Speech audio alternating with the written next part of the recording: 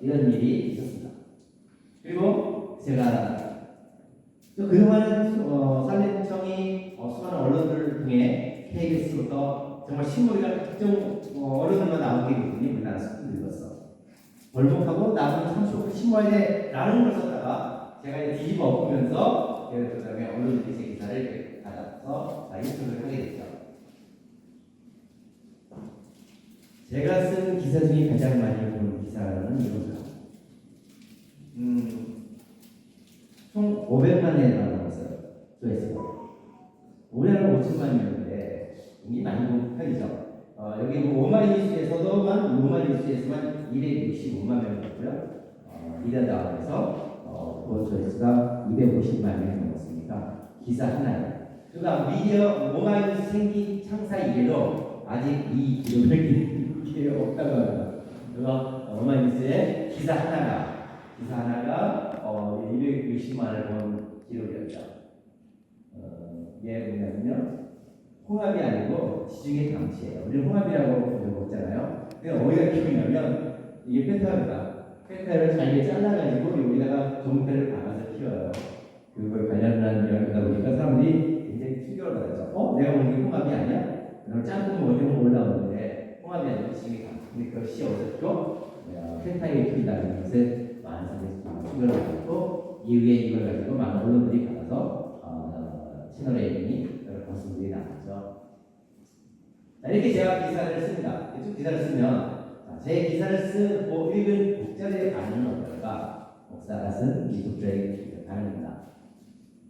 생애 처음으로 댓글을 남겨요. 역시 필리티가 나는 기사야. 디케일이 살아있는 훌륭한 기사입니다. 조중동은 오마이뉴스에 반응 따라오지 못해 현장 요건은 정말 대단해요. 최병성 기자 이름은 기억해야겠다. 알기시기에 비교 부족하지. 우리나라 현실상 최고의 기자예요. 이 사람들은 제가 목사님을 보잖아요. 정말 영화에 나오는 기자 같다. 그래서 복사가 아니라 바로 떼서 썼네. 오랜만에 시장 기사를 갖다 궁금증을 자아내고 비교 분석에 대한 문제 제시를 하고 있다. 이런 이야기가 셜록 홈즈와 같은 과학적인 추리를 닦아낸 훌륭한. 이게 많은 댓글들이 이런 댓글들이 많이 나와요. 이런 기사가 진정한 국내 알리는 기사다.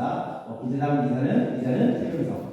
이거 내가 이거 참 양보했어. 이게 땀내는 기자들과 독자들이 알아요. 발로 뛴 기사. 이 기사는 그냥 간편하게 받아 쓴 기사가 아니라 얼마나 고생하면서 쓴 기사인지 독자들이 그 기사를 읽으면서 스스로 알아간다는 거죠. 우리는 흔히 이렇게 이야기합니다. 인터넷 기사는 짧아야 돼. 길면 안 봐. 라고 이야기하거든요. 그렇다면 제 기사는 얼마나 짧길래 독자들이 보고 볼까요? 아쉽게도 제 기사는 무지 깁니다. 기본이 A4 4장, 한글만. 한글 파일로 A4 4장, 5장입니다. 그리고 사진이 보통 20장, 23장, 25장입니다. 기사 하나에. 정말 길어요. 그런데 사람들이 보고 이런 반응을 한다.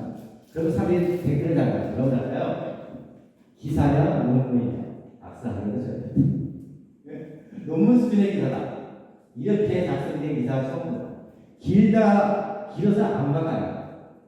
그동안 왜 많은 사람들이 있을까요? 볼만한 기사가 적기 때문이죠. 길어도 독자들이 볼 기사는 본다는 거죠. 장문의 기사지만 정복을 했습니다. 임자를 붙일 만한 문신가요?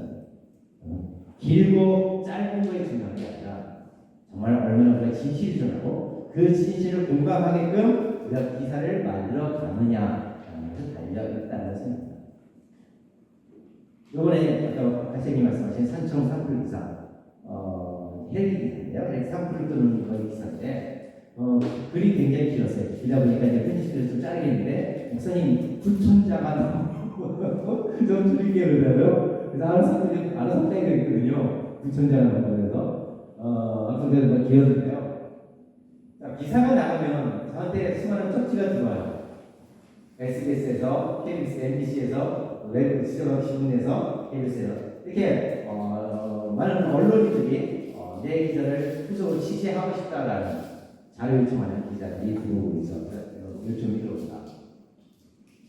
그렇다면 목사인 제가 근거하지 않아요. 제가 쓰는 기사의 힘은 어디에 있을까?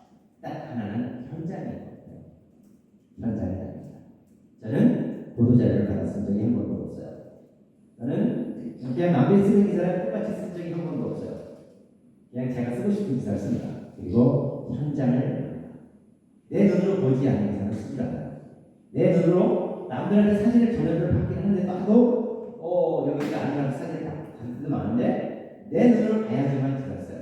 봐야지만 내가 정말 할 수 있는 게 아니라 그래서 현장에 가고 그 현장에 갔을 때 중요한 건 바로 사진 한 장이에요. 사진이 굉장히 많이 들어가요. 제 기사의 사진들이 뭐 20장, 20장, 30장이 들어갈 때 되는데 그 사진 한 장이 이런 사진의 힘을 이런 생각을 하거든요. 왜냐면 제 기사가 길잖아요. 만약에 사진이 없으면 사람들이 중국에 포기합니다. 사진이 있기에 끝까지 있습니다. 왜냐면 우리가 산에 올라갈 때 위정표가 없으면 높은 산에 올라갈 때 이 길이 만나나 하다가 정말 올라갈 거 아니에요. 그런데 중간중간에 화살표가 있죠. 뭐 알려주니까 그 화살표를 보고 믿고 내가 가는 방향이 맞다라고 생각하고 계속 갈 수 있거든요. 바로 사진은 긴 기사를 독자들이 읽어갈 수 있게 하는 확신을 주는 힘이다. 쉼표가 될 수 있고 힘을 끌어가면서 이미지를 잘 이용했으면 좋겠다. 세상을 바꾸시는 분이 여러분. 제가 찍은 사진 중에 굉장히 많아요. 제 기사 모두 다 제가 쓴 책도 한 10몇 번 있고 그 다음에 제가 쓴 기사들 특징이 있습니다. 특징이 뭐냐? 사진이에요. 사진의 강점입니다. 근데 사진 한 장이 어떻게 세상을 뒤집어 엎는지 한번 보실까요? 이거였어요. 사회적인 벌목 이슈를 끄집어낸 사진 한 장이었어요. 밑에 쭉 사진이 달려있지만 이 한 장이 상당히 충격을 받았죠. 이게 중국이나 몽골 사막이 아니고 어디에요? 미국 사진이었어요. 국회가 난리가 났죠. 살인청장 호출해가지고 저희가 하고 난리가 났어요. 언론들이 받았고 이 이미지 아니에요. 이게 벌목을 하고 한 통찰해 보세요. 이 사진을 찍기 위해서 여기를 다니다가 멋진 사진을 길막힌 장면을 하나 담아냈어요. 이 사진이 벌목을 이슈를 끄집어낸 사진 한 장이었습니다. 또 다른 사진 보실까요? 전라북도에 새만금 해수유통의 여론을 뒤집어 엎은 사진 한 장이에요. 자, 사진 한 장이 놀라웠어요. 설명이 필요 없어요. 새만금 방지인데, 새만금 방지인데요. 새만금 방지를 쫙 가다가 이렇게 자주 지나가는 거예요. 한 번씩 지나가는데, 왼쪽에 여기는 방지이 안쪽이고요. 여기는 방지의 바깥이었어요. 근데 양쪽에 색깔이 너무 달라요. 여기는 바다보는 사이인데 막 무슨 서버 있는. 그래서 드론을 살짝 올려서 좌우를 각도를 쫙 해가지고 사진 찍었어요. 제 페이스북에만 올려뒀어요. 전화부터 제 페이스북 많은 사람이 기자들이 연결이 되니까 전화부터 했습니다. 그리고 제가 온라인에 기사를 올렸습니다. 전국에 새만금을 할 수 있게 해야 된다는 여론이 뒤집어졌어요. 근데 그러다 보니까 그쪽에 저기 기자들이 저한테 막 전화옵니다. 포토샵하잖아요. 어떻게 이게 가능하냐고요? 근데 제가 포토샵에 끝자도 할 줄 몰라요. 이게 그늘 그대로 보이시죠? 그냥 그대로요. 이렇게 사진 한 장이 그동안 지지본이라던 새만금의 안서를 유통해야 된다는 이유를 뒤집어 엎었다. 많은 말을 필요가 없었죠. 이건 뭘까요? 새만금에 만드는 수상 태양광입니다. 일명 새똥강입니다. 태양광이 아니라 새똥강입니다. 여기 새들이 알겠죠? 여기 무새들이 알겠습니다. 갈매기와 날매가 가마우새들이 알겠습니다. 그러니까 옆에서 가다가 가는데 수상 태양광을 만들어놨는데요. 새들이 앉아있는데 망원렌즈를 찍었더니 옆으로 보니까 새똥이 보여요. 근데 망원렌즈를 찍은 거하고 달리 드론을 올려서 드론을 가지고 이것이 딱 찍었더니 기가 막히게 마치 페인트를 칠하고 있어요. 이게 전부 새똥이다 하얀 얼마나 많았습니까? 이걸 지금 올렸더니 그 다음에 그래서 무슨 났어요? 조선일보 노선이형이 전화왔어요. 목사님 저희가 따라가도 됩니까? 그래 가끔 저는 사방에 다 전화가 와요. 그래서 중앙일보 선생님을 하면서 와서 저한테 목사님은 어느 한편이 아니라도 진실을 내치는 사람인 걸 압니다. 저희가 따라가도 되니까 이상하게 쓰지 않으면 하셔도 될 거라고 얘기를 하죠. 부서님과 따라와서 부자를 쓰는 겁니다. 자, 이거는 뭘까요? 왜 화천에 목사님이 있을까요?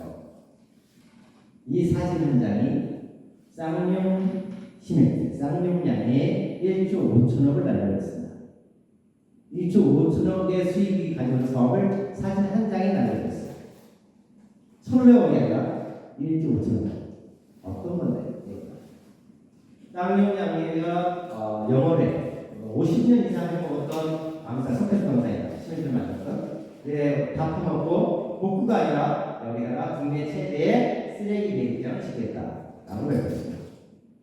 그럼 복구할 돈이 안 돼요. 그리고 지금 쓰레기 매립장이 적다 보니까 매립장 허가만 나면 1조 5천억이 있어요. 쌍용량이가 지금 1조 5천억이 안 되는데 그 자기네 본회사의 돈 이상의 것을 앞으로 사모금 되는데 튀려고 이게 여의도 직접까지 소문이 커가있어요. 저한테 연락을 했어요. 이 지적팀이 목사님, 이 쌍용이 광산을 만든다. 제가 20년 전에 1999년에 영월 서강에 쓰레기 매립장을 막으면서 환경을 시작했습니다. 이미 20년 전에 제가 성황을 시도했는데 그거에 조금 아니지만 다시 쓰레기 매립장이라니 다시 달려갔죠. 5월달에 갔을 때 조금 비었었습니다. 그런데 계속 갔어요. 8월달에 비가 펑펑 오는 54일간의 장마 기간이었습니다. 비가 왔는데 물이 가득 차 있어요. 기울이 펑펑 돈다. 순간 충격을 받았어요. 물이 새야 되는데 그래야 물이 새 나가야 여기 집안이 석회수 검사입니다. 매립장으로 불안정하다라고 이야기하시는데 물이 가득 차 있는데 애들이 이게 집안이 안전대 라고 이야기하면 어디까지 속으로 불어냈어요. 그날 비 억수로 내려오는 비를 맞고 서울 올랐다가 다시 또 일주일 뒤에 또 내려갔어요.